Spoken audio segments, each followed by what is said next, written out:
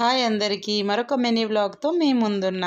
ఇక్కడ వచ్చేసి అయితే నేను నైట్ అయితే ఇవి సాబ్దన బియ్యం కూడా నానబెట్టుకున్నా రేపు మార్నింగ్ టిఫిన్లోకి అనేసి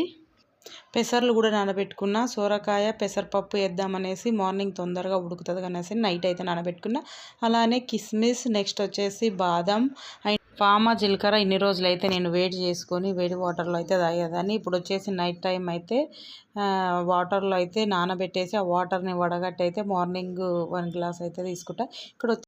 సాబ్దాన్తో ఉప్మా అయితే చేసేసిన ఎప్పుడైనా చూపిస్తా సాబ్దాన్ ఉప్మా మీకు ఎంతమందికి తెలుసు చెప్పండి కామెంట్ చేయండి ఇక్కడ వచ్చేసి అయితే పెసర్లు అయితే ఉడకబెట్టుకున్నాం కొద్దిగా ఆయిల్ కొంచెం పసుపు వేసి అయితే ఉడకబెట్టుకోవాలి పెసర్లు మెత్తగా ఉడికిన తర్వాత మనం సోరకాయ ముక్కలు చిన్న చిన్న ముక్కలు కోసేసుకోవాలి ఉప్పు కారం పసుపు వేసేసుకొని కొద్దిగా ఆయిల్ వేసేసుకోవాలి ఆయిల్ అయితే ఈ కర్రీలో ఎక్కువ పట్టదు చూడండి మేము చిన్నగా ఉన్నప్పుడు అమ్మ వాళ్ళు అయితే ఎక్కువ కర్రీస్ ఇలానే చేసేవాళ్ళు ఇప్పుడైతే ప్రతి ఒక్కటి ఆయిల్లో బాగా ఉడకబెట్టి కూరగాయలు అనేసి